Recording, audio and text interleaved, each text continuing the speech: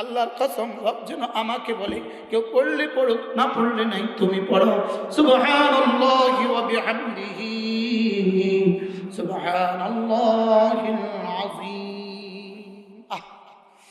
وسبحان الله وبحمده غرسة في الجنة وسبحان الله وبحمده نخلة في الجنة وسبحان الله وبحمده لبنة في الجنة وسبحان الله وبحمده شجرة في الجنة। আর রাসূল কত আঙ্গিকে আমাদেরকে শোনাতেন, কত আঙ্গিকে আমাদেরকে বলতেন। আল্লাহ নবী যেদিন মেরাজে গেলেন, মেরাজের রাতে হযরত ইব্রাহিম আলাইহিস সালামের সঙ্গে সাক্ষাৎ হয়ে গেল চতুর্থ আসমানে। সমস্ত নবীরা দাঁড়িয়ে দাঁড়িয়ে সালাম দিলেন, লেকিন হযরত ইব্রাহিম দাঁড়ালেন না, তিনি বসে থাকলেন, হেলান দিয়ে বসে থাকলেন। সব নবীরা দাঁড়িয়ে গেলেন, ইব্রাহিম দাঁড়ালেন না। প্রশ্ন, তিনি কেন দাঁড়ালেন না? তিনি এজন্য দাঁড়ালেন না, বাবা ছেলেকে দেখে দাঁড়াতে হয় না। আরে সুবহানাল্লাহ বলেন। বাবা ছেলেকে দেখে কি করতে হয় না? হ্যাঁ, ছেলে যত বড় হোক, বাবা দেখলে বুঝি তারা দাঁড়ায়, দাঁড়ায়। এই জন্য হযরত ইব্রাহিম বলেন পুরো কিয়ামত পর্যন্ত আদাব শিখেছে। এবার আল্লাহ নবীকে বললেন, মুহাম্মদ বেটা, আকরি উম্মতাকা মিন্নি আসসালাম, তোমার উম্মতকে আমার পক্ষ থেকে সালাম বলে দিবা। সকলে বলেন ওয়া আলাইকা ওয়া আলাইহিমুস সালাম। তার সালামের জবাব দিলেন। বাহ! এই মুহূর্তে তার রওজায়ে আথারে ফেরেশতা গিয়ে বলল, আপনার বেটারা আপনার সালামের জবাব দিয়েছে। এবার রাসূল হযরত ইব্রাহিম বললেন, মুহাম্মদ আকরি উম্মতাকা মিন্নি আসসালাম, তোমার উম্মতকে আমার পক্ষ থেকে সালাম দিয়ে দিবা।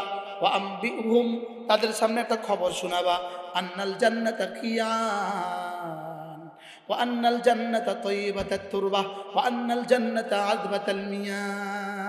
জান্নাত কেমন জানো? এটার মাটি বড় উর্বর।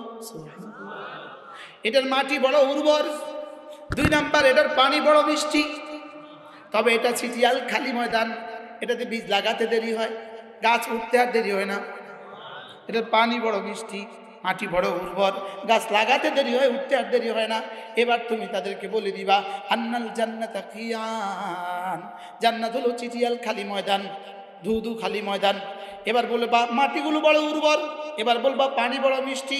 ওয়া আন্না গিরাসাহা, ওই জান্নাতের গাছগাছালি, ওই জান্নাতের পাখপাখালি, ওই জান্নাতের দর দেওয়াল, সুবহানাল্লাহ, ওই জান্নাতের ঘর বাড়ি, সুবহানাল্লাহ ওয়ালহামদুলিল্লাহ ওয়া লা ইলাহা ইল্লাল্লাহু ওয়াল্লাহু আকবার। হ্যাঁ, দুশমন সফল হয়ে গেছে, আমরা ব্যর্থ হয়ে গেছি, আমরা মৌলবীরা ব্যর্থ হয়ে গেছি। দুশমন সফল হয়ে গেছে, দুশমন তোমাদেরকে মোবাইল দিয়ে দুশমন সফল হয়ে গেছে, আমরা তোমাদেরকে তাসবিহ দিয়ে দিয়ে আমরা সফল হতে পারলাম না। জি শব্দটাও কয় না, বাস্তব না বাস্তব?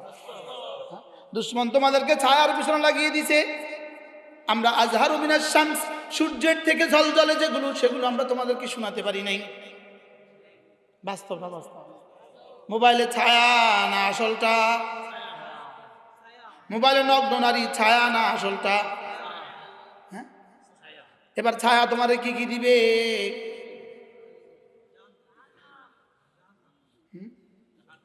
ছায়ার পেছনে ছুটে কোন বেকুবে, বেকুবে ছুটে ছায়ার পেছনে, মনে হয় বুঝেন না?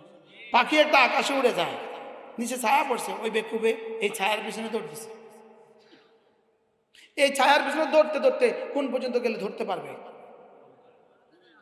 হ্যাঁ, এবার নায়িকার হলো আমেরিকা, তোর কাছে আছে ছায়া, তুই এই ছায়ার পেছনে দৌড় দিলি কে? বেকুব। আমি আপনাদের সামনে কথা বলছি, আলহামদুলিল্লাহ, শুকর আদায় করেন যে আমার কাছে মনে হচ্ছে না যে আমি নতুন জায়গায় নতুন ওয়াজ করতেছি, এটা আমার মনে হয় না। আমার কাছে মনে হয় আপনারা সবাই আমার আপন। না কি মানুষ এভাবে বেতাকাল ওয়াজ করে? আপনাদের এই কি নাম বায়েজিদ, কত বছর ধরে আমাকে মহাব্বত করে, আমার মনে হয় 20 বছর, অনেক আগ থেকে সে আমাকে মহাব্বত করে। আল্লাহ তাআলা তাকে সুস্থতার হায়াত দান করে। সে নিয়ে আসছে আমাকে, আমার এখন বয়ান হলো বাগেরহাট, সে আমাকে উঠায় নিয়ে আসছে, তুলে নিয়ে আসছে। আল্লাহ তাকে, তার আব্বাকে আম্মাকে সুস্থতার হায়াত দান করে। তাহলে আমরা কি শিখলাম বলেন? একদিকে জান্নাতের হাতছানি, আরেকদিকে নগ্ন নারীর হাতছানি। নগ্ন নারীকে তোমরা ডাকছে, ছায়া ডাকতে পারে? তোমার নফস আর তোমার শয়তানে তোমার ডাকে। আল্লাহু ইয়াদউকুম ইলা দারিস সালাম। রব তোমাকে জান্নাতের দিকে ডাকে। সুবহানাল্লাহ। রব তোমাকে এভাবে ডাকে, এভাবে ডাকে, এভাবে ডাকে। ওয়াসারিউ ইলা মাগফিরাতিন মির রাব্বিকুম ওয়া জান্নাতিন আরদুহাস সামাওয়াতি ওয়াল আরদ ওয়া জান্নাতিন আরদুহাস সামাওয়াতু ওয়াল আরদ উইদ্দাত লিল মুত্তাকিন। রব্বুল আলামিন বলেন, আসো আসো আসো আসো, ওয়াসারিউ, জলদি আসো, জলদি আসো। সুবহানাল্লাহ। কি কো, জলদি আসো, জলদি আসো, জলদি আসো। ইলা মাগফিরাতিন মির রাব্বিকুম, তোমার রবের রহমতের মাগফিরাতের দিকে আসো। আমি বললাম মাগফিরাত কিসের মধ্যে পাওয়া যায়? মুফাসসিরিন বলেন ইলা আসবাবে মাগফিরাতিন, যে কাজ করলে পরে মাফ করবে এই কাজের দিকে দৌড় লাগাও। সুবহানাল্লাহ বলেন। আমি বললাম রব্বুল আলামিন কোন কাজের দিকে গেলে সবচেয়ে বেশি মাফ করবেন? রব্বুল মসজিদের দিকে গেলে সবচেয়ে বেশি মাফ করব। সুবহানাল্লাহ। তাহলে ওয়াসারিউ ইলা মাগফিরাতিনের তরজমা কি?